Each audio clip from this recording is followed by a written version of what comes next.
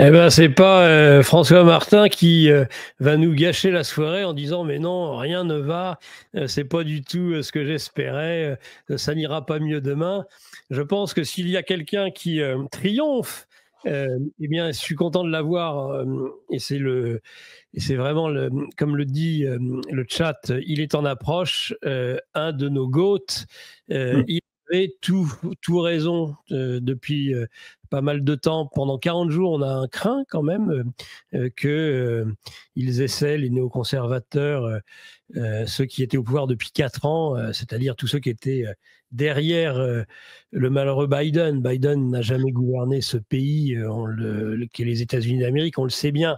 Mais par contre, c'est vrai que nous avions une inquiétude, on était certains à se dire mais qu'est-ce qu'ils vont inventer? Et François disait, allez, tout va bien se passer. Eh ben, ça s'est pas mal passé, j'ai trouvé cette journée, François Martin. Je pense que vous n'êtes pas du genre à bouder votre plaisir, donc j'attends vos commentaires sur cette journée d'intronisation de Donald Trump aux États-Unis. Oui, j'ai beaucoup aimé cette intronisation. D'abord, ça donne complètement tort à ceux, aux camalâtres, qui espéraient la politique du pire en se disant qu'on s'en sortira, comme si quand on s'enfonce dans un maelstrom, là, le truc commence à tourner puis on s'enfonce, on avait une chance de s'en sortir au fur et à mesure que l'eau plonge dans le trou. Donc, c'était évident que entre un bateau ivre et un bateau conduit, il valait mieux le bateau conduit que le bateau ivre. D'autant que, comme certains l'ont fait remarquer, en fait, certains ont dit c'est la fermeture d'une parenthèse. J'ai écouté toutes les interventions depuis 19 heures et je ne sais plus qui est-ce qui a dit ça, que c'est une parenthèse de 68 qui se referme. Et en fait, ce n'est pas une parenthèse de 68 qui se referme. Je pense que c'est une parenthèse depuis le début de la philosophie des Lumières, en fait. 1789, peut-être. Voilà. C'est ce que dit, même avant, d'ailleurs, même avant. Et ça, il y aura d'ailleurs tout le chapitre de mon livre sur Solzhenitsyn sera publié dans le numéro de février du nouveau conservateur de géopolitique profonde. Parce que Frank Pengam m'a proposé de mettre une partie de mon livre et j'ai choisi cette partie-là justement pour montrer à quel point Solzhenitsyn était un extraordinaire prophète. Et en fait, ça éclaire toute la réflexion, ça, parce qu'en fait, Trump n'est pas seulement celui qui ouvre une nouvelle ère, mais c'est celui qui est chargé d'accompagner et de refermer une porte et d'en rouvrir une autre. Donc, et à ce titre, j'ai écrit un article qui va paraître dans le Nouveau Conservateur pour le coup, qui s'appelle Trump, le Gorbatchev américain. Donc, avec un point d'interrogation, c'est-à-dire, est-ce que ce sera un Gorbatchev ou non, étant entendu que celui qui est chargé d'organiser la défaite peut, selon que c'est un bon politique et un homme de caractère, porter la défaite sans porter la honte, si je puis dire. Quand le général de Gaulle va en Afrique… J'allais dire de Gaulle avec l'Algérie. C'est l'indépendance avec la France ou l'indépendance contre la France. Il le dit avec énormément de force et il force les Africains à choisir et à venir dans le camp de la France, si je puis dire. Et pourtant, il est là pour liquider un héritage. Donc, en fait, il accompagne la défaite quand il fait ça. Mais il le fait, il ne porte pas la honte. Alors que Gorbatchev, lui, porte encore la honte. Parce qu'il n'a pas été capable de fermer une porte avec du caractère et d'en rouvrir une autre avec autant de caractère. Et c'est ce que je pense que Trump va faire, et ça, c'est bon pour le monde. L'autre remarque que je vais faire, c'est comment François peut-il, Donald Trump, réouvrir une autre porte et en fermer une? Qu'est-ce que ça veut dire en ouvrir une nouvelle? En gros, ça veut dire que je pense qu'il va liquider l'héritage américain qui date je dirais, de la Première Guerre mondiale, qui est celui du système atlantiste, qui est devenu ensuite ultra-atlantiste avec les néocons et wokistes par ailleurs. confère l'ouverture là du wokisme, c'est bien 68, avec la pédophilie comment s'appelle-t-il de Cohn-Bendit, et qui se referme avec les démonstrations pédophiles de la cérémonie d'ouverture des Jeux Olympiques. On peut dire que cette période, voilà, oui, cette période de wokisme dont Sylvain Ferreira a parlé tout à l'heure. Donc, tout ça, c'est en train de se refermer, et je pense que à la place d'un système atlantico-politico-militaire, il va mettre en place un système de domination qui sera commercialo et économico-politique, mais pas militaire. Donc, je pense que de toute façon, il n'aime pas l'OTAN, il n'aime pas les militaires parce que c'est par là que l'argent passe. Il a besoin de refermer la porte de la négociation, et comme je l'ai expliqué dans un article aussi, dans l'article sur Gorbatchev, je pense qu'il va liquider l'héritage, il va couper le membre gangréné qui est l'Ukraine, parce qu'il ne peut pas faire autrement, et parce que Poutine peut attendre 2 ans, 3 ans, et Trump non, parce que Trump a besoin de liquider ces guerres avant d'attaquer le nettoyage de l'État profond. Donc, il n'a pas besoin de ça. Par contre, comme j'ai bien aimé Marc-Gabriel Draghi, qui dit qu'il va essayer, bien entendu, d'attirer un espèce de nouveau, de je dirais, une néo-vassalisation, pour le coup, basée sur les valeurs conservatrices, etc. Et ben, c'est ça qu'il va essayer d'ouvrir en même temps, s'il y arrive, parce que c'est pas gagné non plus. Mais si tu veux, moi, je regarde ça. Alors, d'abord, ce que je voudrais dire, c'est que m'est revenue une phrase de Machiavel qui dit ce que tu gagnes par fortune, tu le conserves par vertu, et ce que tu gagnes par vertu, tu le conserves par fortune. C'est-à-dire, si tu gagnes les choses facilement, en tant que chef d'État, je dirais, après, tu dois te battre pour conserver ta place. Alors que si tu as eu beaucoup de difficultés pour obtenir ta place, après, en général, tu la conserves plus facilement. Et c'est un peu, si on voit les difficultés gigantesques qu'a eu Trump et auxquelles qu'il a surmonté pour arriver à prendre sa place, comme le général de Gaulle d'ailleurs, si la loi politique qui était découverte ou inventée par Machiavel se confirme, il est possible que finalement les choses ne se passent pas trop mal pour lui. Mais ce type a un caractère absolument fabuleux. Enfin, quoi, on a une grandeur, une hauteur de vue. Il est totalement mégalomane, mais ça fait du bien. En face des boutiquiers qu'on a aujourd'hui par toute la terre, ça fait du bien. Louis XIV était mégalomane. Clovis était mégalomane quand il était dans son petit réduit, qui s'est dit « moi, je vais conquérir toute la France », alors qu'il était le chef d'une petite tribu. Napoléon était mégalomane, lui, ça s'est mal terminé, mais en général, la mégalomanie, c'est pas forcément mal en politique. Mais je dirais que moi, une fois que j'ai dit ça, moi, je suis français et je suis patriote. Donc, justement, ce que je regarde, François, la question que je voulais te poser pour intervenir un peu dans cet échange, pour qu'il y ait un échange, c'est quelles vont être les conséquences pour la France? Est-ce que la France peut retrouver à cette occasion bien sa vocation, qui est en effet la suite de ton livre? Bien sûr, bien sûr. Alors, je dirais que moi, d'abord, mon regard, c'est le regard d'un Français patriote. Donc, c'est d'abord mon intérêt à moi que je regarde.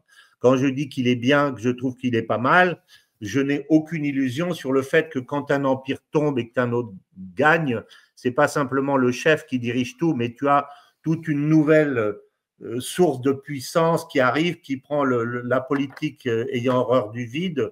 On va retrouver un système de domination qui va se mettre en place progressivement de la même façon que le précédent, mais sous une autre forme. à nous d'utiliser le moment où la prison s'écroule et où les fissures commencent à apparaître, d'abord pour ne pas rester dans la prison, pour ne pas se prendre les murs et le toit sur la tête, et puis ensuite de profiter de ça pour reconstruire quelque chose. Ce que je veux dire, c'est que le général de Gaulle ne se faisait aucune illusion, mais absolument aucune illusion sur ce qu'était le système américain et ce qu'était Roosevelt. Aucune. Pour autant, dans son discours du 18 juin, il a rappelé 3 fois la France n'est pas seule, en parlant, entre autres choses, de l'Empire américain et de sa puissance financière. Donc, il s'est mis dans ses bagages en se disant, dès que je pourrai, je les filouterai. Donc, il a surfé sur cette vague, de même qu'il a surfé en même temps sur la vague stalinienne sur lequel il ne se faisait pas plus d'illusions, mais il a obtenu de récupérer la France avec Roosevelt et il a obtenu son siège au Conseil de sécurité par Staline. Donc moi je dis bravo. Donc la question de savoir si l'homme est bien ou s'il n'est pas bien, c'est pas ça la vraie question. La vraie question c'est comment est-ce que je peux utiliser les soubresauts et les vagues qui vont s'organiser et se produire dans les semaines et les mois et les années qui viennent pour arriver à construire quelque chose qui soit à ma main et qui soit bonne pour mon pays. C'est ça la vraie question. C'est pas Trump qui compte, c'est qu'est-ce que je fais avec Trump, en fait. C'est ça la vraie question. Alors, moi, ce que je constate, c'est qu'il y a aujourd'hui un certain nombre de souverainistes qui ont les yeux de chimène pour Trump. Donc, c'est pas, pour moi, c'est des souverainistes en peau de lapin, si tu veux. Non, mais je crois entendre un certain, un de tes cofondateurs. Voilà, c'est des souverainistes en peau de lapin. Mais ceci dit, moi, si je vais voir Trump, je ne vais pas le bouder. Il me rend service. Et puis, c'est un homme qui a des qualités. Donc, bien entendu. Mais je veux dire, j'oublie pas que moi, je suis français. Donc, je n'aurai pas les yeux de chimène. Ce qui ne m'empêche pas d'avoir de l'admiration pour ce type, bien entendu.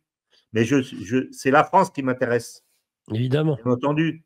Et je n'ai pas plus envie d'ailleurs de me mettre demain dans les pattes de Poutine non plus, bien que j'ai la même admiration pour Poutine pour d'autres raisons. Pour sa patience, pour sa prudence extraordinaire, pour son sens du calcul, pour sa vision géopolitique, pour sa préparation. Enfin, on a vraiment là 2 géants, quoi. Donc, à nous de ne pas nous faire écraser entre les géants. Alors, comment ça peut se produire, puisque c'est ça la question que tu me poses? Moi, je pense d'abord qu'on minimise, comme je l'ai dit, le fait que Trump est là pour liquider un héritage et pour accompagner une défaite d'abord. Il faut qu'il soit un Gorbatchev victorieux, mais c'est quand même un Gorbatchev au départ, puisqu'il va perdre il va perdre en fait la domination des États-Unis sur l'Europe, qu'il va essayer de récupérer d'une autre façon. Parce que je ne vois pas comment les choses vont se faire autrement que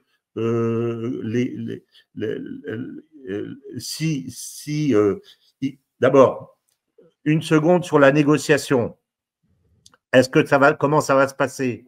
Poutine a dit au départ, qu'il y avait 2 négociations, que s'il avait les 4 oblasts, la Crimée, la démilitarisation, la dénazification, jamais l'Ukraine dans l'OTAN et la levée des sanctions. Si on ne donne pas ça au départ, on ne discute pas. On ne discute même pas. Donc, il peut bien recevoir Trump, ils vont se faire des sourires, mais s'il n'y a pas déjà ça avec une signature américaine, on commence même pas à discuter. Et Trump, il regarde sa montre toutes les 10 minutes parce qu'il faut qu'il ait fini dans 3 mois, parce qu'après, il faut qu'il s'attaque à son chantier du marécage américain. Il ne peut pas le faire tant qu'il a des guerres en cours, ce n'est pas possible. Donc, il faut qu'il liquide ces 2 guerres. Donc, tu en as un qui baille et qui dit, bon, on se revoit la semaine prochaine, et l'autre qui dit, attends, il faut qu'on se retrouve dans 10 minutes. Lequel c'est des 2 qui lâche? Ben, c'est celui qui est pressé. Donc, il va tout lâcher. Bon, quand il va lâcher, qu'est-ce qui va se passer? L'Allemagne, elle va filer vers les Russes. C'est clair. Et d'ailleurs, les Américains le savent parfaitement. Ils sont en train de pousser par l'intermédiaire de Trump pour faire sauter l'imbécile de Scholz. Bon, parce qu'ils préfèrent avoir en face d'eux un pays qui est, je dirais, une personnalité politique et une vision, comment dire, une vision conservatrice. Mais ça ne va pas empêcher les Allemands d'aller. Ils ont dit qu'ils quitteraient l'OTAN et qu'ils quitteraient l'Europe s'ils gagnaient l'AfD. Donc, ils vont aller chercher ils vont aller chercher leur gâcher les Russes. Ils l'ont déjà dit. Donc, je dirais que la négociation peut se faire entre les Américains et les Russes sur le partage du gaz à l'intérieur de l'Europe, par exemple. Bon, tu m'en laisses, je t'en laisse. Là, il y a peut-être une négociation à faire. Et là, je pense que Poutine a intérêt à faire en sorte de raccrocher les wagons avec les Américains, parce que, comme les Américains ont intérêt à raccrocher les wagons, parce qu'on ne sait jamais ce qui se passera demain avec la Chine. Il ne faut pas mettre tous les deux dans le même panier. Ouais. D'une part, pour les Russes et pour les Américains, si demain on se fâche avec la Chine, ça sera bien qu'on puisse parler au moins aux Russes pour que les Russes ne soient pas 100% dans le camp d'en face, mais qu'ils soient comment on appelle ça, le honest broker, comme on dit en anglais, hein, c'est-à-dire un intermédiaire de qualité. Donc, je dirais qu'ils auront intérêt à se mettre d'accord. Et alors, moi, là-dedans, nous, la France, là-dedans, qu'est-ce qu'on peut faire? Ben, si on se retrouve tout seul, il faut déjà peut-être que les Français se préparent au choc de la liberté qui vont se prendre sur la poire, alors qu'ils ne s'y attendent pas. Comment?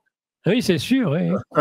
Déjà. Donc, moi, j'essaye déjà de passer dans les cercles politiques où je peux aller ce message-là, en disant la vocation de la France, c'est la vocation de De Gaulle. D'abord, les conflits militaires n'ont pas de solution militaire, ils n'ont qu'une solution politique. Ça, c'est le discours de Phnom Penh. Donc, ça vaut pour les Russes, Trump va le faire tout seul.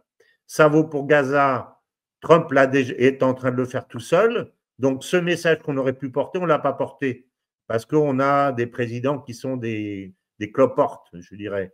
Bon, mais c'est ça notre vocation. Donc, moi, je dirais qu'il y a deux priorités.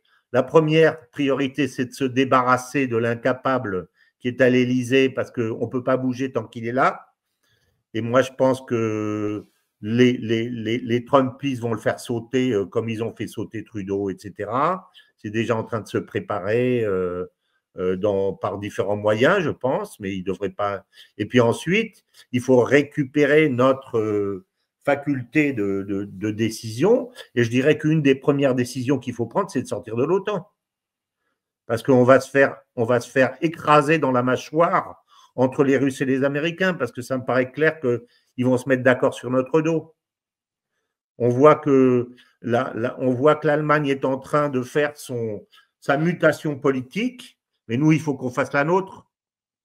Donc, Scholz a démissionné, enfin, il a appelé à de nouvelles élections. Trudeau, il a compris. Macron, il n'a pas encore compris. C'est le prochain sur la liste, hein, je dirais. Pour moi, ça passe par là, parce que tu peux dire tout ce qu'il faudrait faire, mais si tu n'as pas les mains sur le volant parce qu'il y a un type qui ne veut pas la lâcher, il faut d'abord qu'il lâche. Tout le reste, tout ce qu'on voit là, avec ce pauvre Bayrou, etc., on s'enfonce dans le cloaque. Là. Il faut qu'il se barre. Et puis, il faut que derrière, toute cette génération-là va partir, parce qu'elle est du monde du siècle passé, je dirais. C'est comme ça, à mon avis, qu'on peut… Alors après… Qui, je ne sais pas, on verra.